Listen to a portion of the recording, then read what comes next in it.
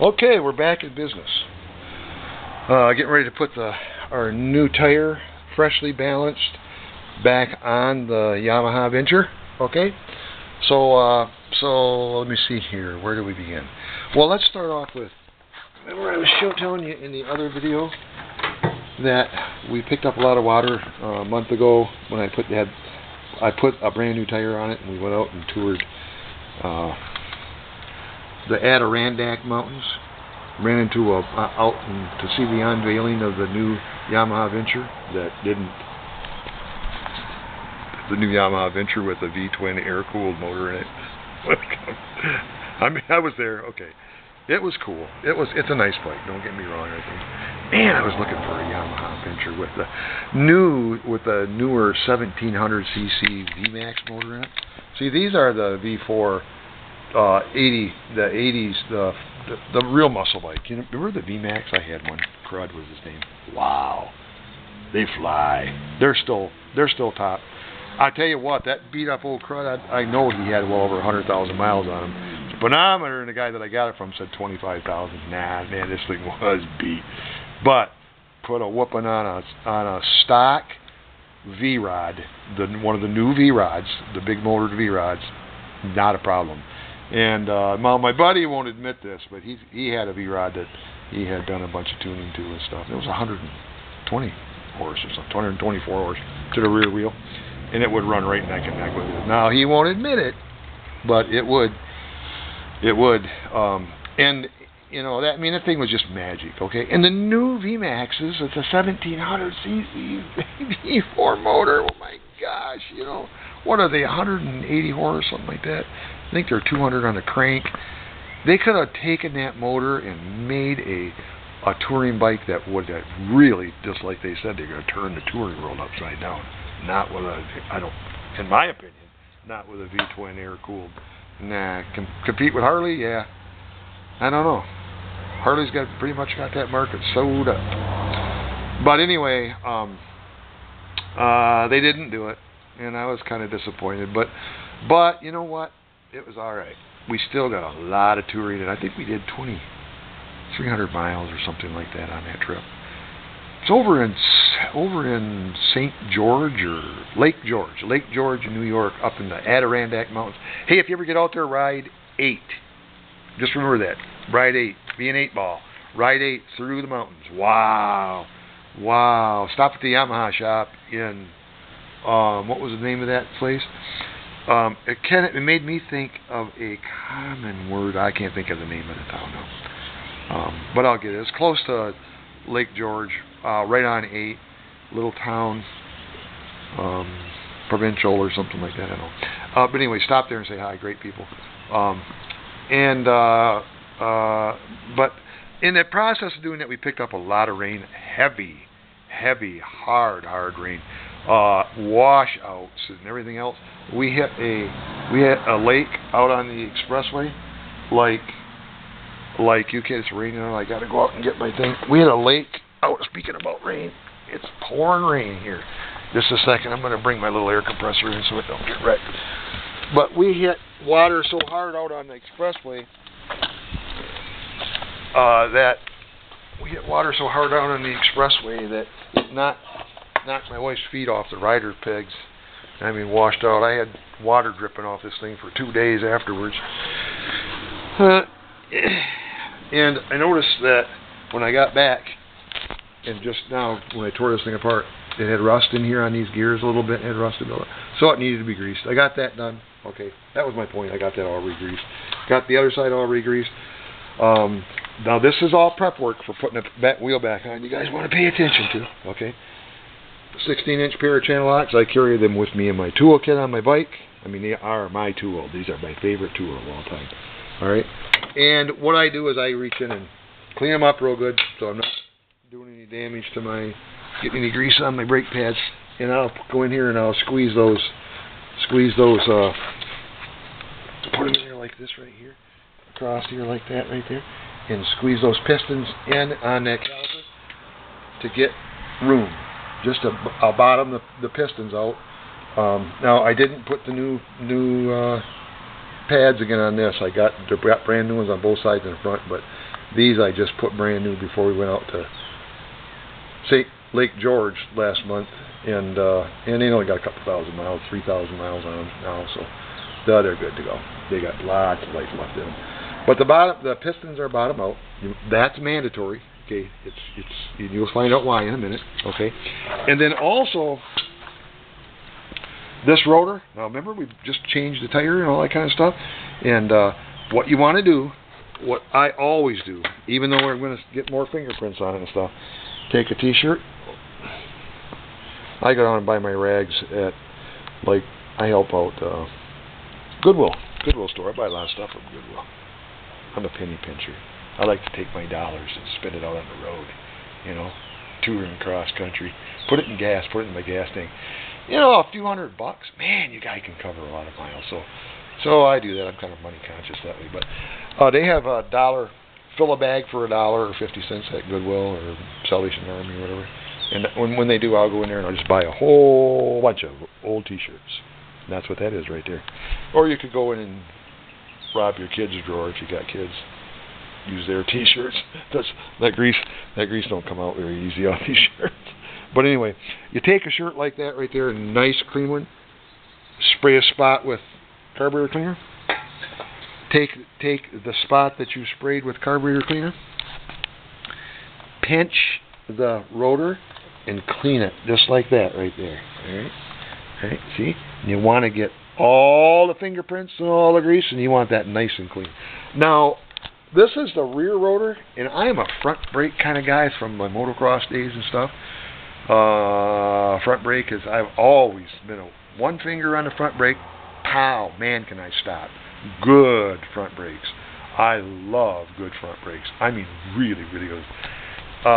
Back brakes, not so much. You know, on a motocross bike, you use your back brake more for sliding in the corners, for steering your bike, you know, that kind of stuff. But, and then, you know, even on Maggie, even on my R1, notice I just got, this is my bucket list bike. What a sweetheart. This is a Precision Genuine 4-wheel, I think they're called a GP bike. Guys run these things, and this thing will run, okay? But that Yamaha, that rear brake is linked together. It's linked like in that video game where that little character Link. Okay, it's linked with as sitting on the bike, as always. Whenever you're talking about left and right, it's as sitting on the bike. Left hand side, that left front rotor is linked to that back brake. Has nothing to do with the front lever. When you push down on that back brake pedal, I think it's like 40% going to the front and 60% going to the back or whatever. On this one, you see those dual discs on the front of this puppy? They're both operated on this little guy. Oh my goodness sakes! You'd be going along at all right, I'm not going to say triple because I get in big trouble. I don't want to go to prison or anything. But you go along at highway speed, 60 miles an hour. Okay, go along at 60 miles an hour. One finger, just pull like that right there, and you come to a stop now. You hit the back brake on this thing. It's right down there. You can hit that back brake and lock it up. I mean, it will lock up the back tire right now, and it doesn't even act like it's slowing it down. I'm assuming, I'm no GP guy. I'm a woods guy. Well, and a long-distance street rider, but they probably only use that back brake on that bike. Look at the size difference. Look how little that back rotor is compared to the front rotors. You know, I mean, they're precision bikes, and they're using just what I've used for years and years and years, front brake for stopping. Okay, but now all that said, still very important. It's very important to me. I want the best brakes that I can possibly have on my bikes, okay? And these first gens, Mark 1s, are not known for having really good brakes anyway. So this is really important, okay? Clean that rotor up before you ever put it back on the bike. So you're starting with a clean rotor before you put it back on your bike. Now when you get it all put together again, before you compress those, push the back brake pedal and push those pistons back out, and so it's touching that rotor again. Before that, you're going to clean it again. Okay? So here we go. We're going to try this now. We're all ready to put it back together. Let me see here. I just turned that light. Kind of a goofy light in it. we're going to try to put this back wheel back in. I'm going to try to do as much of this one-handed as I possibly can so you can see what's going on. Look, still up on the little 2x4. Adds the extra current. Did you see how easy that went in there? Now look at this. Look at this. You got, if you follow these instructions fairly closely, it's really not that difficult to do what I'm about to do. All right? Now look, you just roll the tire in between there, just like that right there. This is all aired up, balanced, ready to go. Slide around and get your head in there. Go on. That's a whole lot easier with two hands than it is with one. But now I gotta lift it. My hands are about shot anyway. And then trying to do this with the whatchamacallit. Okay. See, now we're sliding her in there. We're going in. We're going in. No, just roll in here. See that right there? Okay. So now you line her up. Look at. Line her up with the gear. Line the center of the wheel up with the center of the pig. That pig. Remember the pig? That pig hole where the gears are. Okay. Now you just lift the tire up and kind of rock it back and forth, and it'll slide right into them gears. Now I'm going to set this down because I have to do this one. I mean, it's not that big a deal, but it just takes a little bit more strength than this old retired grease monkey half backyard mechanic's got. Okay, so then once it sets into them gears, you'll feel it set right in there. See there? Here we go. Spacer is in place. Remember that spacers we're talking about? Okay, now comes the fun part. Now remember, I told you, compress those pistons, and here's why. You're going to need all the space that you got to do what we're about to do. You just take that whole unit. You don't have to take the mount, the caliper mount off the caliper or anything. You just the whole unit like that right there. Lift it up. Stick her right back in there. Stick her right back in there like that. See, look at. Just stick her right back in there like that. Did you see how I just walked that in there? You want me to do that again? Just a minute here.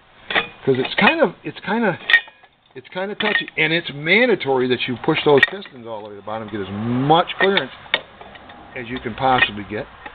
You know, and you can obviously see by, I don't know if I want to do this again or not, because it's like now I'm reversed, now I'm tearing it back apart again. All right, you could just kind of like lift it up out of there.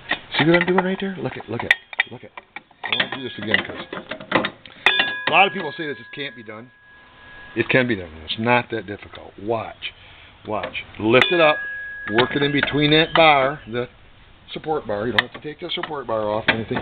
Work it. Just push it right back in, back in towards the front of the bike, and then those pads. Sometimes you got to reach in with a screwdriver and just open the pads, slide the pads up against the pistons. Okay, but not always. And you just kind of if nothing else, you just kind of flap it around like that, and she'll slide right in there. Now see this? Look at here. See? And that'll line up there, and that'll line up here. Now we're going to put I got to put a little bit of grease on these. I like to keep this stuff from rusting up and corroding and all that kind of stuff. All right. So there's the pin that holds that front of that mount in place. You just slide that in there.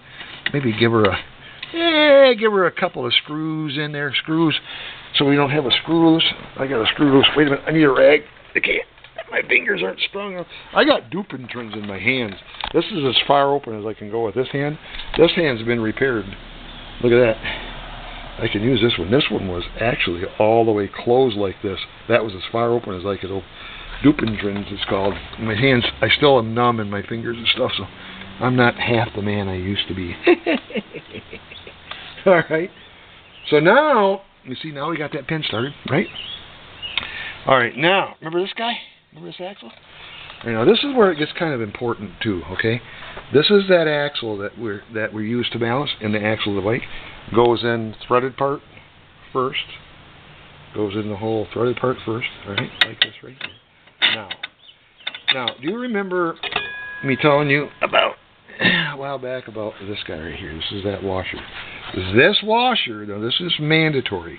This is not an option unless you want to really go through some realignment stuff with your caliper and stuff. But this is the way it's supposed to be. Okay, that washer, spacer, shim goes on this side of that mount, not in here.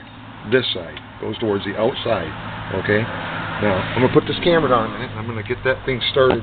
Because it takes, I got to be able to slide this thing. Wait a minute.